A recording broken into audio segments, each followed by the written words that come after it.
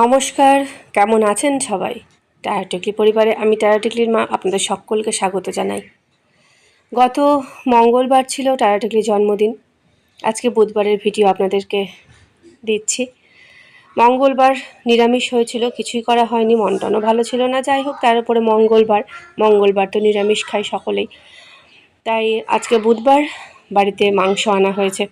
টায়া টিকলি মাংস থাকলে 3বার 4বার খাবে, আর নিরামিষ থাকলে 2বারই যথেষ্ট, তারপরে আর খাওয়ানো যায় না, সে ভাত হোক রুটি হোক। তো এই মাংসটা আমি ম্যারিনেশনে বসিয়ে দিচ্ছি পরিমাণ মতো লবণ, হলুদ, দই দিয়ে। এটা থাকবে আধ ঘন্টা, যতক্ষণ না আমার অন্যান্য মশলা রেডি হচ্ছে এটা থাকবে। সেটা আধ ঘন্টাও হতে পারে, 1 ঘন্টাও হতে পারে, তো মিনিমাম আধ ঘন্টা তো থাকবেই।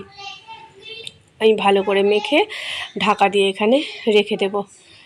টায়া টিকলির আওয়াজ পাচ্ছেন? ওরা এখন খেলছে, আমি ভয়েস দিচ্ছি, ওরা এখন খেলছে। বাড়িতে আর কেউ নেই, আমরা 3জন আছি। আর পিয়া ঘুমোচ্ছে, কাজকর্ম করে ক্লান্ত হয়ে গেছে, পিয়া ঘুমোচ্ছে আর টায়া টিকলি পাশে বসে খেলছে, আমি ভয়েস দিচ্ছি। এই আমার ম্যারিনেশন হয়ে গেল। এবার এটাকে আমি ঢাকা দিয়ে ভালো করে রেখে দেব। এবার আমি কড়াইয়ে তেল নিয়েছি। প্রথমে একটু কম হয়ে গেছিলো তেলটা, আবার একটু তেল নিলাম। যদিও খুব কম তেলেই রান্না করছি, আমি আবার বেশি রিচ খেতে পারি না, আমার লিভারের প্রবলেম। অত বেশি মশলাদার খাবার দাবার আমার সহ্য হয় না, কিন্তু এমনভাবে করতে হবে যেন সকলেই খেতে পারে। আমি একা তো আর মানুষ নই বাড়িতে। তো যাই হোক, এদিকে পিয়া আলু কেটে দিল, কিন্তু সে আলুটা পরিমাণে কম হয়ে গেল। আজকে আমার রান্নার মাসি আসেনি, তার মা একেবারে মৃত্যুশয্যায়। আমাকে বলল, বৌদি এরকম এরকম মা ছাড়ছে না, তো আমি কি করবো? আমি বললাম ঠিক আছে, তুমি তাহলে আজকে এসো না। তো মাংস রান্না আমি করে নিতে পারবো, খুব একটা অসুবিধে হয় না। ভালো করে কষে নিয়ে প্রেসারে দিয়ে দিলেই হয়ে গেল। তো যাই হোক, পিয়া আলু কেটে দিল, কিন্তু সে আলুতে হলো না। আমি আবার পাশে আলু কাটতে বসলাম। ভালো করে আলুটাকে ছিলে, এই যে দেখুন আরও এতটা আলু আমি কাটলাম, সঙ্গে টমেটোও রয়েছে। আলু টমেটো ভালো করে কেটে আমি মশলাতে দেব। তো পেঁয়াজটা পাশে ভাজা হচ্ছে, পেঁয়াজ আর রসুন পাশে ভাজা হচ্ছে, ওদিকে আমি মশলাটা টমেটোটা কাটছি। আর খুব খিদে পেয়েছে জানেন তো, কিন্তু একটু যে খাবো সে সুযোগটা পাচ্ছি না। তাই ভাবলাম একটু ছাতুগুলো খাই, তারপরে ভাবলাম যে না থাক, আগে রান্নাটা বসিয়ে দিই, কিছু সময় তো হাত ফাঁকাই থাকে, সেই সময় আমি খেয়ে নেব। তাই আমি এখন ভালো করে টমেটোটা কুচিয়ে নিচ্ছি, আর এদিকে পেঁয়াজ আর রসুনটা ভাজা হচ্ছে।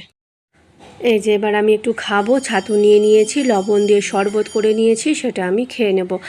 আর খেতে খেতেও দেখুন পাশে আমি রেখে দিলাম, কারণ রসুনটা আনা হয়েছে। রসুনটা যদি ধুয়ে এই সময় না দিই তাহলে একটু কাঁচা কাঁচা গন্ধ থেকে যায়, আর রসুনের উগ্র গন্ধের জন্য আবার সেটা খাওয়াও যায় না। আমার হাজব্যান্ড খেতে খুব ভালোবাসে, একটা পচা বেরিয়ে গেছে দেখুন, এত বড় বড় রসুন, তাও আবার পচা বেরিয়েছে। তো দুটো যেটা ভালো বেরিয়েছিল সেটা দিলাম, সঙ্গে আলুগুলোকেও দিয়ে দিচ্ছি। রসুন আলু পেঁয়াজের সঙ্গে, পেঁয়াজ রসুনের সঙ্গে, কুচনো পেঁয়াজ রসুনের সঙ্গে ভালো করে ভেজে নেব। ভেজে তারপরে আবার আলুগুলোকে সাইডে তুলে রেখে দেবো। এই যে 2 বোন স্কুল থেকে চলে এসেছে, কি খেয়েছে না খেয়েছে জিজ্ঞাসা করাতে টায়রা আমাকে বলছে যে তানিশি মিষ্টি খায়নি। আসলে খালি পেটে আমার ছোটো মেয়েটার খাওয়া দাওয়াটা খুব কম, সবই কম খায়, মানে ওর খাওয়া দাওয়াটা কম। আর বড় মেয়েটা যা পছন্দ হয় খিদে থাকলে পেট ভরে খেয়ে নেয়। তো ওটাই বলছে যে তানিশি মিষ্টি খায়নি, ওটাই আমাকে দেখাচ্ছে, এই যে দেখুন। তো যাই হোক, এই হচ্ছে, ওরা স্কুল থেকে চলে এসেছে, এখন ওদেরকে স্নান করানো হবে। স্নান টান করে তারপরে ওরা ওদের ডল হাউস নিয়ে খেলতে বসবে।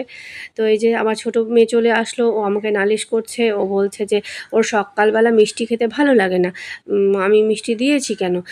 তুমি জানো না আমি সকালবেলা মিষ্টি খাই না? ওই বলে একটু হাসাহাসি করলো। যাই হোক, এই যে এবার আলু আর পেঁয়াজ রসুন ভালো করেই ভাজা হচ্ছে, আর এদিকে আমি একটু শসা নিয়েছি লবণ দিয়ে খাবো বলে। তো যাই হোক, ওই মোটা তো, একটু ডায়েট কন্ট্রোল করার চেষ্টা করি, কিন্তু খিদে তো পাই, তাই ওই শসা টসা দিয়ে, যেগুলো ফুড ভ্যালু একেবারেই নেই, সেগুলো দিয়ে একটু পেটটা ভরানোর চেষ্টা করি আর কি। এই যে টমেটো কুচিয়ে দিয়েছি কড়াইয়ে, টমেটো মোটামুটি ভাজা হয়ে গেছে। এবার আমি মাংসটা দিয়ে দেব। তো জানেন, আগে আমি মাংসর সঙ্গে পেঁয়াজ, টমেটো, রসুন, গোটা সমস্ত কিছু কুচনো দিয়ে দিতাম, কিন্তু তাতে দেখতাম পেঁয়াজ রসুনটা ভালো মতো ভাজা হতো না। তাই এবার আমি করলাম কি, আগে পেঁয়াজ রসুনটাকে ভালো মতো ভেজে নিলাম। এই যে দুই বোন স্নান টান করে রেডি হয়ে ওদের রান্নাঘরে বসে গেছে রান্না করতে। আমাকে বলছে, মা আমি মিছিমিছি রান্না করছি, তুমি আমার রান্না খাবে। তো ঠিক আছে, আমি তোমাদের রান্না খাবো। তো এই যে দুই বোনের আবার অনেক রকম ব্যাপার রয়েছে। ছোট মেয়েটা এই যে বলছে, না আমি চিমনি লাগাবো না, বলে দুই হাত ছড়িয়ে দিল। ও চিমনি, যেটা খেলনা চিমনি রয়েছে সেটাতে ও সবজি কাটবে, ওটা হচ্ছে ওর সবজি কাটা। আর বড় মেয়েটাও চিমনি লাগিয়েছে। এই যে দেখুন, বড় মেয়েটা চিমনি লাগিয়েছে। বড় মেয়ের আদব কায়দাটা শহুরে মার্কা, আর ছোটো মেয়ের আদব কায়দাটা মানে গ্রামীণ। ছোটো মেয়েটা মোটামুটি আমার মতোই, আর বড় মেয়েটা বাবার মতো সফিস্টিকেটেড।